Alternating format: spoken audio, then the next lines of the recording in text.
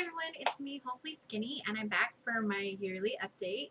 It is my 1 year surgiversary.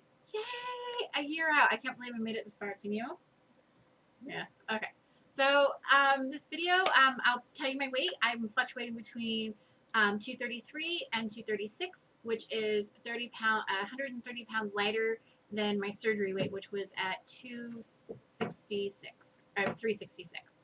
So a year out, I'm 130 pounds lighter than I was last year at this time. So this video is going to be strictly about talking about the different changes and different things and perspectives that happened in the past year. So I brought my bestie to tote in on her point of view because she has a different point of view, obviously coming from a friend, and I'm giving her full license to talk about things that she did not like about the change. Okay, just be kind, be honest, but be kind. Okay. That should be kind to other people or just to you? Just to me. Okay, good. Okay. So the biggest change I think for me is not physically. Like I think that has been a big physical change. But the most surprising change is the personality change. And I've always felt that I had a very big personality. And at first, when I first started losing the weight, I did get quieter for a very, very short time. But then after that, I kind of like my personality like went into overdrive. And I became much more confident, much more loud, much more social. I don't know what else. I don't know how else to describe that. Big. Yeah, much bigger. And the other thing is that this may not be like a big change for other people, but coming from someone like me who didn't date very much before surgery, dating in boys is like a huge change for me, like a whole different world. And I think some of the adjustment on my part and on my friends is realizing that for me, I'm dating like I'm 16 and I'm not dating like I'm 37. So my emotional maturity with dating and relationships is a lot younger than my friends, and I think they have a hard time relating to me in that regard. So what are your thoughts on that? Yeah, I would agree. It's hard because I'm watching you go through some of the same mistakes that I made when I was younger and first starting to date. Watching you pick disgusting guys to date, but I remember doing that too, not realizing they were disgusting. Sorry, temporary interruption. But I remember making bad choices too and not having the wherewithal or the background knowledge to understand what to look for in a guy and, the warning signs that they give out that you learn to recognize through continued experience in dating to go, okay, this is not a safe person to date. This guy is not treating me the way I should be treated, so I need to avoid him. Or this guy's a nice guy, but that's not enough because, maybe he doesn't have the strong enough personality to handle someone like you. So it just really, it's hard for me to watch because I'm seeing what you're doing and I'm going, I know what you're doing. I've been there. I want to fix this. And I can't. So do you think someone has to have a very strong personality to date me? Yeah. Yeah, no more weenies. Mm-hmm. Yeah, I seem to be attracted to introverts, which is odd because I'm not an introvert at all. Introverts and sociopaths. Yes. They know who they are. Yeah. So yeah, she's obviously my best friend because every time I get hurt, she wants to go egg a car or worse. Yeah. So remember, you know who you are, and I know where you live. Sorry. I don't even know where they live. Oh, I can find out. Anyways, yeah, both guys I dated for quite a while, and I've never been to their homes. Wow, what does that say about me? Mm-hmm. Anyways, so yeah, for me, that's why you'll notice that in a lot of my videos, there's a lot of talk about dating and boys because that is a huge, huge change for me.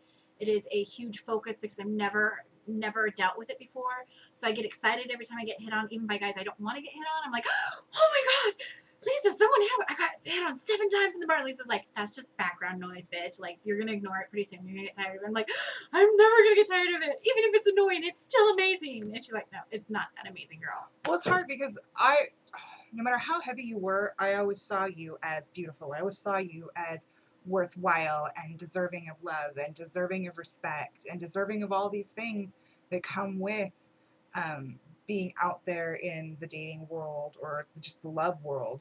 And I think it's, for me, you're saying, oh my God, isn't this amazing? Isn't this different? And I'm like, you've always been worth that. You've always, I can't imagine why you didn't get this before. And it's almost angering to me and irritating to me that people have to wait until you look like something specific to actually give you the time of day. And that to me shows what a shallow society we live in, and how like sad and lacking and empty people are, that they would use that as a basis for judgment and for value in a person. I agree with that. I think that's very true, but unfortunately, that's one thing that I did touch on in videos in the beginning is that society is very much based on appearance, and how we treat people is based on their appearance. And we do it to a certain degree. I'm very much for very well groomed men or very well groomed people who take care of their appearance, Mhm. who shower, who take care of their clothing. They don't have to have expensive clothing, but take care of themselves. If they don't take care of themselves, and that tells me one, they're lazy, or Yeah. they don't have self esteem, or they don't have self worth. And there could be other things going on in their life that put into that, but that's my automatically assumption. So we still do it to a certain degree, Mhm. but for weight, we assume that that person is lazy, that they don't care about themselves, that they can't put a fork down, and eating, overeating, or having any type of eating disorder, whether you're anorexic or an overeater, which surprisingly anorexics and overeaters share the same traits. They have the exact same issues. It's just how they deal with it. And we don't realize that is a disease. We don't have sympathy or understanding or compassion for someone that's overweight. We look at someone that's anorexic and we're like, oh my God, what happened to her life? Like, what's going on? Let's get her help. But when you look at someone obese, it's like, it's their fault. They're doing it to themselves. And in a sense, we are, but we need that additional help, just like anybody else with any type of emotional disease, whether it's Right. alcoholism or drug addiction or anything like that. It is something that you cannot do on your own. It is something that you have to have a good support system, and most of the time you need some type of therapy or medical help. Mhm. So people who say they can do it by themselves, they can be successful for a short time, in my feeling and in my experience. But long-term success is that you need a good support system and medical help, because it is something that is very much emotional. It's just it. I think it's difficult because to me, there's no difference in the sickness that causes that versus the sickness that someone deals with, being bipolar or suffering from intense anxiety or being a Post sociopath. Just any of these mental social issues that someone might have, and yet this is one that you can't hide. Someone who is There's no medication to fix it. yeah, there's no medication to fix it, and you can see it. It's not like you can trick somebody and say, "Hey, I'm a nice guy, or I'm a normal person," and you start dating them, and you find out they eat socks and they have to, smush 13 bugs before bedtime or something. You can't see those things up front. Those are things that come out gradually, and by then you may have formed an emotional attachment. When you're heavy, it's on your sleeve. You can't hide it. You can't run from it. You can't pretend it's not there. Mm-hmm. And we have totally gone off track. No. I think this is important. These are all realizations that happen after surgery. And that's what I want to talk about, is your thought process after surgery, things that happen to you after surgery. And these are all things that you have a deeper understanding of when your life changes. Yeah. And it's something that I want someone who's starting surgery now to be able to look at this video, and maybe our take on this and my experience on this will give them a better way or better decision making process. As a lot of videos, a lot of these girls that I've seen are either married or they've been in long-term relationships or have dated for a while, where mine is a lot different, is that I hadn't dated before surgery. I'm 37. I'm completely starting over like I was in high school. And so I think that perspective is unique. My excitement in that is unique. And I understand that it can be, I understand that some of my Facebook posts are annoying to people. And it makes me, I feel tragically sad about that. But in the same token, I'm not willing to stop, because these are my experiences and I want to share them for people who want to pay attention to them, and those who don't have to. But the other thing I want to talk about was that there's like an emotional reset button that happens after surgery. And I told you about that before, where I feel like there are certain things that happen in life where I dealt with them differently heavy, and I had these walls built up, and I responded to these things because I already knew how to respond to them. And then when I had the surgery, it's like my emotional responses changed. Like I felt, because I was thinner or more attractive, that wouldn't have to behave this way. I wouldn't have to protect myself as much. Does that make sense? Like the fat was my wall, and when the fat's gone, all my emotions and feelings and heart are so much closer to the surface. And so I have to learn how to rebuild those walls. Does that make sense? Mm-hmm. Yeah, because, and also, I mean, there's this idea that I see where people believe that as soon as you lose the weight, everything falls into place. As soon as you lose the weight, everyone's going to love you. As soon as you lose the weight, there's not any reason left that anybody could possibly not want you, not like you, not want to be in your life, not fall in love with you instantly, and that everybody's going to instantly treat you well, and you don't have to worry about being hurt. And the fact is that's not true. And you do have to be aware that no matter how you look, you're still vulnerable to other people. And that's why we have to be so careful who we choose to let in and who we allow close to us in our lives, because you can't always trust that people are going to have your best interests at heart, and you have to protect yourself. You have to build up those walls and only let in the worthwhile people, close to you. Yeah, and like I said, with the weight, that weight was kind of a built-in wall already, and it kept people away. And when people would say things or do things, I can automatically say, "Oh, they don't know me. It's my fat they don't like. They don't, Right. they're too shallow. They can't even get to know who I am." Mm-hmm. And while I am still heavy. I'm still considered overweight because I am like 80 pounds away from my goal. I'm less than 100 pounds away from my goal. Yeah. So I'm 80 pounds away from goal. So I'm still considered overweight, but I'm more acceptable attractiveness or acceptable weight for society. You have a more socially acceptable appearance. Correct. And I forgot where I was going with this. Oh, but that has significantly changed for me. Like my appearance has changed, how people respond to me has changed. And so when I feel that someone doesn't like me or they criticize me, I feel like they're criticizing me and not my weight anymore. And so I take that so much heart because I'm like, oh, ouch, like my weight's not keeping them away. It's something about me. Mm-hmm. And that hurts more than it's like, oh, it's just my fat, it's my weight, And yeah. I've always had a hard time with someone like not liking me personally or not liking my actions personally. I take it very much to heart, and I have to learn how to be like, it's okay, you don't like me. And that's where I'm at this stage is I'm having a hard time with people not liking me or not liking my behavior. You want to be a pleaser and you want to be everything to everyone. But I don't feel like I have to be. That's I'm worrying is that I don't feel like I have to go out of my way. Like when I was heavy, I had to make up for the fact that I took up extra space. I had to make up for the fact that people were embarrassed to see me. And I've had family and friends tell me they were embarrassed to be seen with me, that it was difficult to look at me. I had to make up for that. So I had to be witty. I had to be funny. I had to be smarter. I had to be educated. I had to be all these things to make up for the fact that I took up more space, that I dare breathe the air of someone that was more attractive and healthier than I was. And now that I've lost the weight, I don't feel like I need to work so hard, that I don't need to make up for those facts anymore. And I think there's an adjustment period, both for myself, because I still try to reach out. I still keep a lot of emotions and things inside that I don't express because I feel like I didn't have the right before, and I'm struggling with that. I still feel that residually.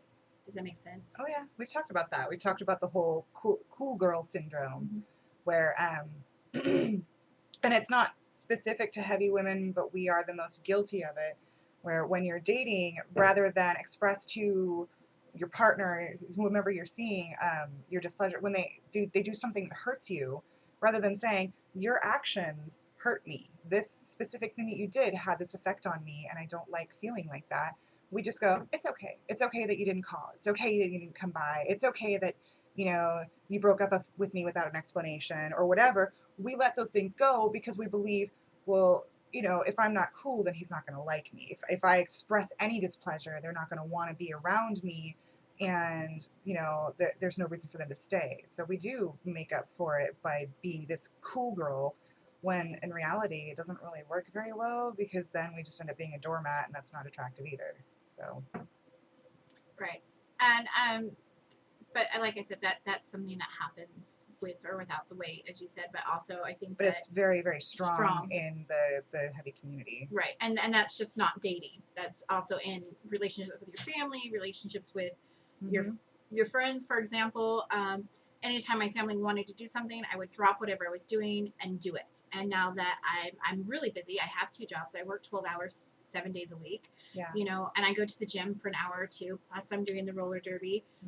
I don't, and I'm trying to date. I don't have a lot of time, and so it's like, if you want time with me, you have to give me a specific time so I can arrange my schedule to be there. And I can't drop everything to be with everybody. Right. Well, it's also a matter of realizing that your needs are just as important as everyone else's, and no one has a monopoly on you and your time and your resources, that you are the only one who has that monopoly on you.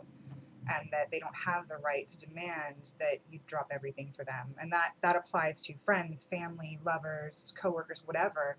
You know, people do have to be understanding of your own personal boundaries and space and whatnot. One more thing I wanted to talk about real quick, and that was vanity. And I approached that a few months ago when I first started showing signs of being vain. And I'm very much aware that I do take a lot of selfies. I'm very aware that I'm very vain about my appearance at the moment. And that is going to happen. That's going to be expected. And so don't be surprised when all of a sudden your Facebook blows up with selfies, or your phone like mine is running out of space because you have like 1,000 selfies of 4 different outfits a day. Not lying. You need help. Yeah.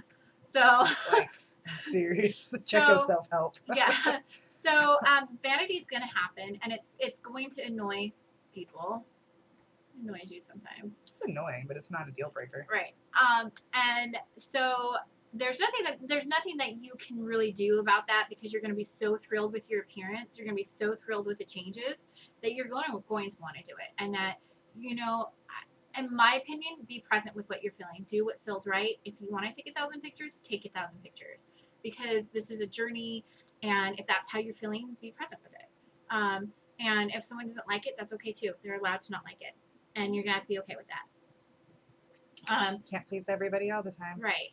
And so there was one more thing I wanted to talk about, and it was kind of important. Kind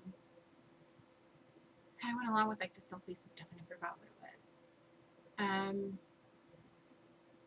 guess we can say that for next time. I guess it wasn't that important. Huh.